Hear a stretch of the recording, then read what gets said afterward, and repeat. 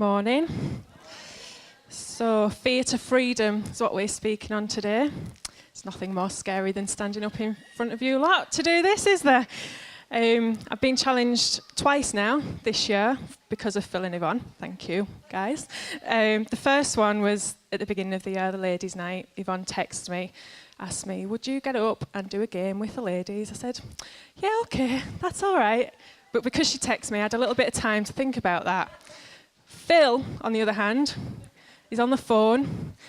I think you should preach on Mother's Day. You'll be great. It's fantastic. All right, Phil, yeah. Hang up. Oh, what have I done? So here I am, standing in front of you lot about fear to freedom. And I'm sure once I'm done, I'll be so much freer than I am right now. I'm not a natural public speaker. I don't do it very often. I don't like being the centre of attention.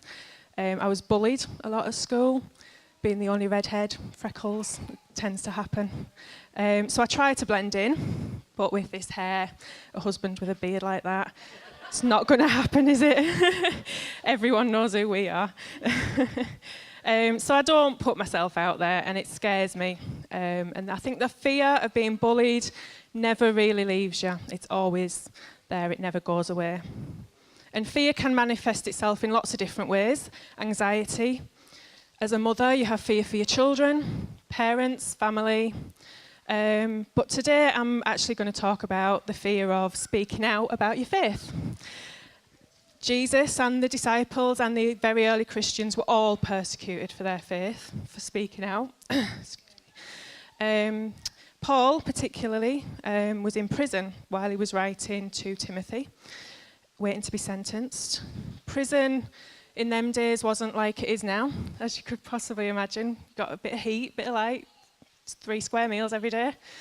In them days, I think I read up that the prisons in Rome were a hole in the ground, and they would lower people into this hole. So you can imagine no windows, no light, no toilets. So imagine the smell. A lot of the people used to beg for a speedy death, and other people just simply would commit suicide.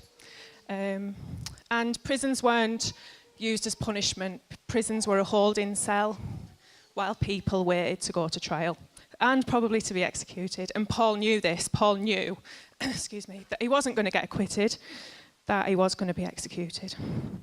But he still wrote in 2 Timothy 1, verse 7, God has given us a spirit of not of fear or timidity, but of power, love, and self-discipline. He goes on to write that we should never be ashamed to tell others about our faith. It was God's plan for us. It was God's plan to save us. God's plan for us to live a holy life. And I think it kind of linked in with some of the songs we sang earlier. God chased us. God went after us. Why don't we chase him? Why don't we go after him? Why don't we declare our faith to others? So he went on, Paul goes on in verse 12 to say that God called him to be a preacher, an apostle, a teacher of the good news, but he did suffer for it. But he wasn't afraid, he wasn't ashamed, and he trusts God's plan. When we live our lives by what we see, what we hear, the chances are we are going to live in fear because the world is full of negative reports.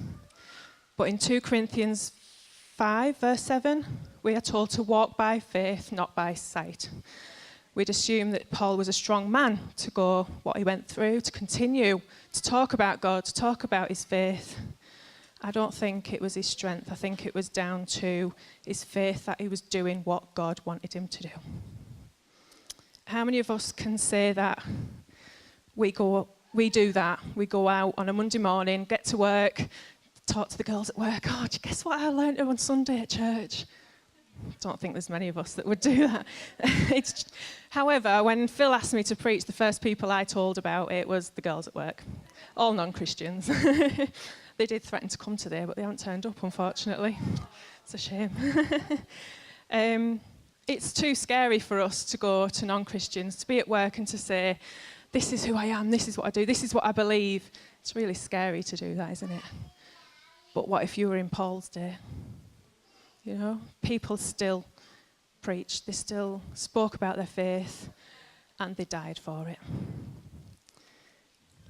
don't get me wrong, sometimes when you're talking about your faith, talking about who you are, it's really scary. You can get ridiculed. It feels like the enemy surrounds you, especially since Phil told me that I was going to preach today. Sorry, he asked me. Didn't tell me I was doing it. Honestly. It feels like the devil gets in. Everything goes wrong. We start arguing. I get stressed.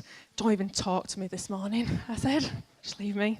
But in 2 Kings 6:16, it says, "Do not fear, for those who are with you are more than those who are with them." Your family in church is here for you. Possibly people outside might not be. And also in Romans 8, verse 31, it says, "If God is for me, who can be against me?" Paul knew all of this. Persecution for your faith, as well as how you look, how you speak, or just who you are, is a worldly challenge. And it's always there, always has been, always will be. So we can live a life of fear and stay in it, or we can break free knowing that we've got God on our side. I've got a few non-Christian friends who are going through some quite awful times at the minute. And they don't ask me to pray for them. They don't particularly probably want me to, but I do, and I tell them that I do. And for one friend in particular, I sent her Psalm 23, which I'm just going to end with today. "The Lord is my shepherd, I shall not want. He makes me to lie down in green pastures. He leads me beside the still waters. He restores my soul. He leads me in the paths of righteousness for his name's sake. Yea, though I walk through the valley of the shadow of death, I will fear no evil. For thou art with me, thy rod and thy staff, they comfort me. You prepare a table before me, in the presence of my enemies. You anoint my head with oil, my cup runs over. Surely goodness and mercy shall follow me all the days of my life, and I will dwell in the house of the Lord forever."